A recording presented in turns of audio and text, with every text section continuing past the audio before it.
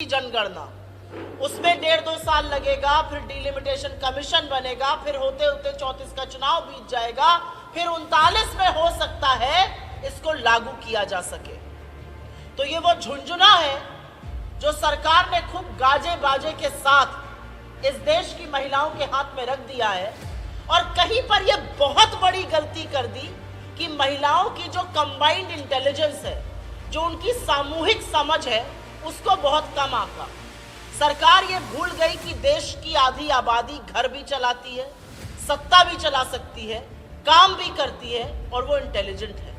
आपने बोला बिल लाएंगे, अभी इंतजार करिए, ये अनिश्चितकालीन इतिहास है कि अगर इंतजार है, अगर ये वाकई में महिला आरक्षण करना चाहते तो तुरंत अभी जो 5 चुनाव होने वाले हैं उसमें और 2024 के जनरल इलेक्शन में आप महिला आरक्षण लाइए। अगर आपकी नीति और नियत में खोट नहीं होती तो आप जरूर लाते।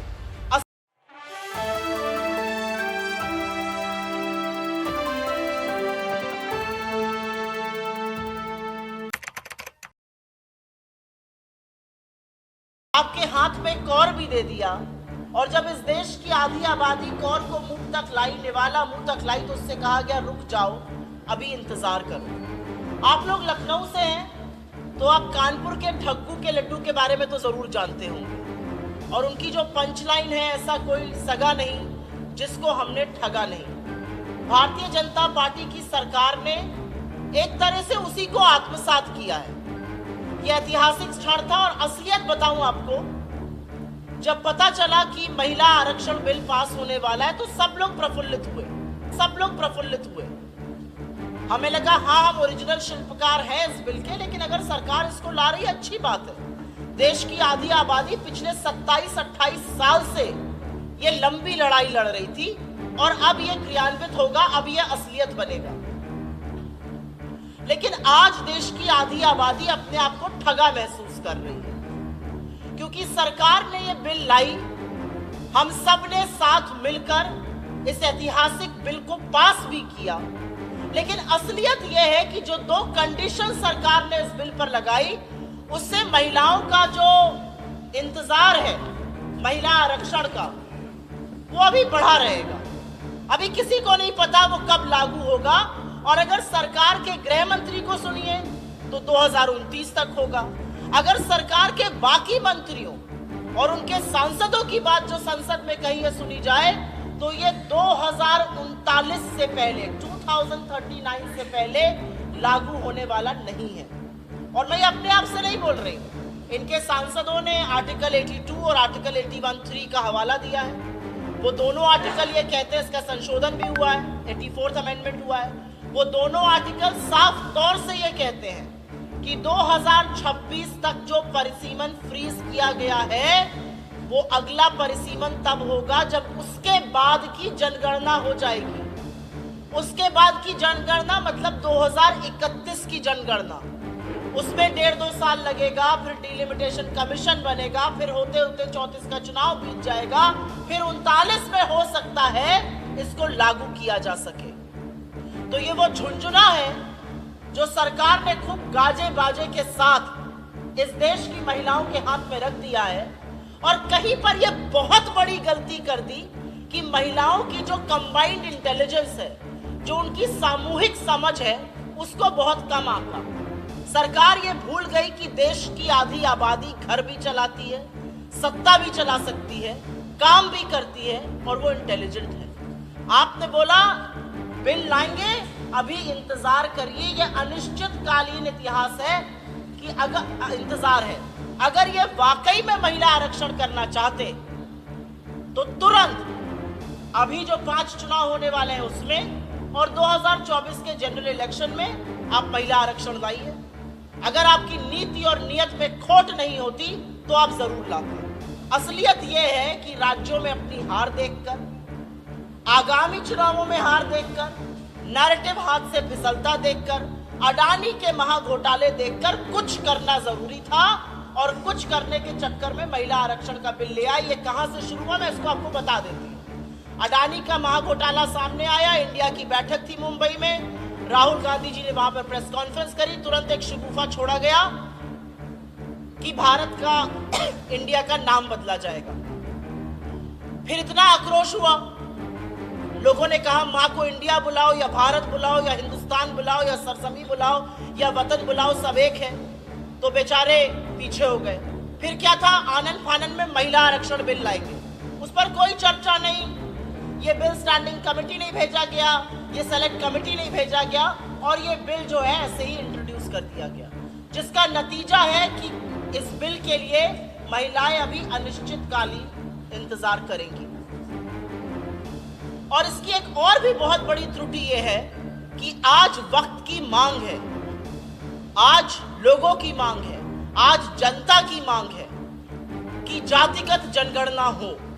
और इसीलिए हम बार बार कह रहे हैं कि इस बिल में आपने अनुसूचित जाति, अनुसूचित जनजाति को जो आरक्षण दिया है, वैसा ही आरक्षण आप पिछड़े वर्ग से आई महिलाओं को भी दीजिए।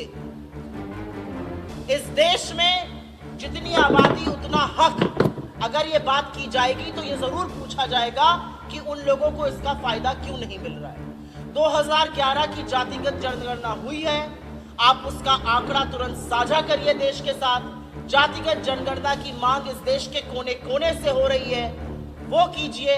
और ऐसा अगर आप नहीं कर रहे तो आप अपनी दोनों जिम्मेदारियों से मुंह मोड़ रहे हैं, और ये जनता देख रही है। यहाँ पर इतने बड़े कमरे में मुझे लगता है एक अकेली महिला पत्रकार मुझे दिख रही है। मंच पे हम 3 महिलाएं हैं, लेकिन इस देश की आधी आबादी महिला है, और वो देख रही है कि उनकी राजनीतिक भागीदारी के लिए, उनके सशक्तिकरण के लिए आपके पास खोखले वादों से ज्यादा दूसरा कुछ नहीं है।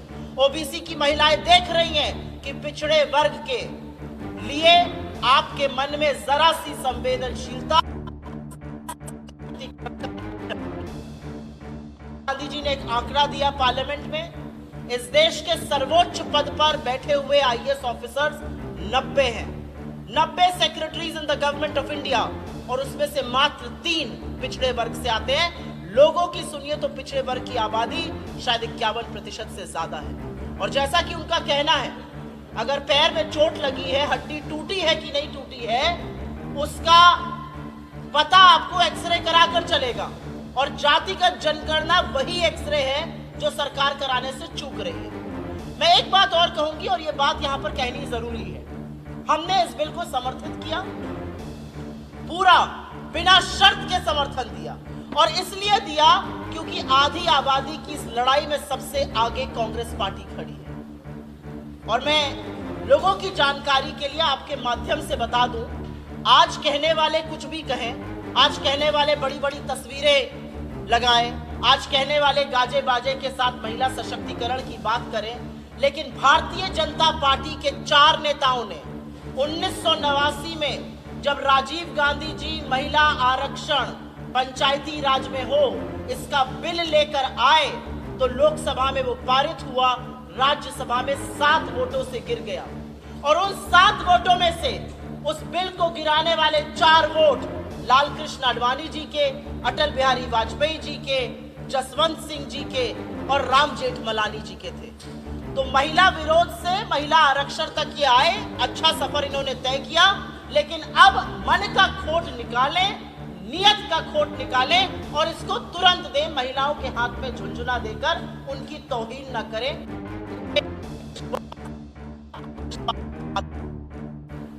मैं एक बात और कहना चाहती हूं, और ये भी बात यहां पर कहनी जरूरी है।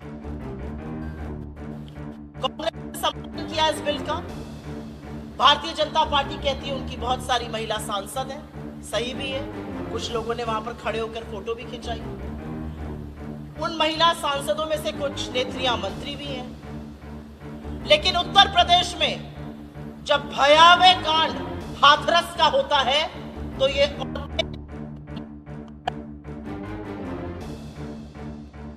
जब लखीमपुर में एक निर्वाचित महिला की साड़ी का चीरहरण होता है तो ये महिलाएं मौन रहती हैं, ये महिला सांसद। जब शाहजहांपुर में चिन्मयानंद पे यौन शोषण का आरोप लगता है तो ये महिलाएं चुप रहती हैं, ये महिला सांसद। और इनका नाम लेकर इसलिए बोल रही हूं क्योंकि ये इस देश में सबसे सशक्त, सबसे पावरफुल महिलाओं में से कुछ है।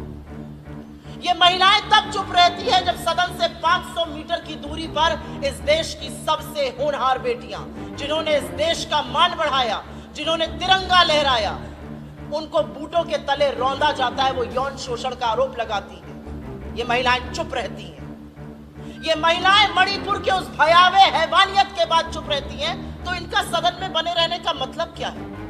जब आधी आबादी की प्रतिनिधियों को चुना जाता है तो सोचा जाता है कि दलगत राजनीति से ऊपर उठकर महिलाओं के साथ जहां पर गलत होगा ये जरूर बोलेंगे, लेकिन इनका मौन, इनकी चुप्पी अंकिता भंडारी के लिए नहीं खुलती उत्तराखंड में, जब भाजपा का एक नेता उसको जिस्म फरोशी के लिए मजबूर करता और फिर हत्या कर देता और सरकार उसके साथ मिलकर सारे सबूत मिटा देती है बुलडोजर चलवा कर। ये चुप रहती है हाथरस पर, लखीमपुर पर, ये चुप रहती है मणिपुर पर, ये वॉट अबाउटरी करती है बलात्कार पर। इन महिलाओं का वहां पे फोटो खिंचाने से ज्यादा दूसरा क्या औचित्य है, आप मुझे बताइए। और मैं दो चीजें और कहूंगी और उसके बाद आपके सवालों का स्वागत करूंगी। जब ये महिला आरक्षण बिल पास हो रहा था तो Bharatiya Janata party treasury benches जिसको कहा जाता है, सत्तारूढ़ दल में वो दो लोग बैठे थे जिनको सदन तो छोड़ दीजिए, महिलाओं की आंख में आंख डालने की हैसियत और हिम्मत नहीं है। उसमें से एक व्यक्ति ब्रजभूषण शरण सिंह थे, उत्तर प्रदेश से सांसद, जिनके लिए परसों दिल्ली पुलिस ने हाईकोर्ट में कहा कि महिलाओं के यौन शोषण के लिए उन्होंने एक मौका नहीं छोड़ा। उनको अपनी गोदी में बिठाकर नरेंद्र मोदी महिला सशक्तिकरण की बात कर रहे हैं, महिला आरक्षण की बात कर रहे हैं, और पतन ऐसा हुआ है भारतीय जनता पार्टी का कि जो डिबेट शुरू हुआ महिला आरक्षण पर, वो निशिकांत दुबे ने शुरू किया। एक ऐसा व्यक्ति जिसने अपनी एक साथी सांसद को, अपने साथ की इस सदन की सांसद को, अपने लोकसभा क्षेत्र की एक निर्वाचित महिला विधायक को वैशाली की नगर वधू कहा था। और मुझे लगता है एक महिला होने के नाते मुझे आपको बताना जरूरी नहीं है कि वैशाली की नगर वधू का मतलब क्या होता है। ये भाजपा का पतन कि वैशाली की नगर वधू का मतलब क्या होता है, ये भाजपा का पतन है। तो महिला सशक्तिकरण पर खोखले दावे, खोखले वादे करने वाले ये लोग पहले महिला सशक्तिकरण पर अपनी पार्टी के अंदर उन लोगों को बेदखल करें जो महिलाओं के साथ लगातार अत्याचार करते हुए पाए जाते हैं।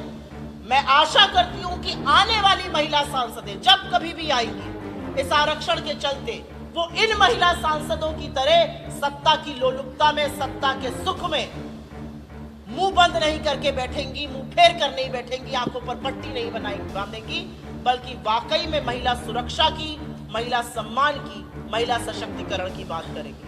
हमारे समर्थन के बावजूद ऐसे दो मुद्दे हैं जिस पर हम आज भी अडिग हैं, और वो है कि इस तरह से इसको इंतजार नहीं कराना चाहिए था।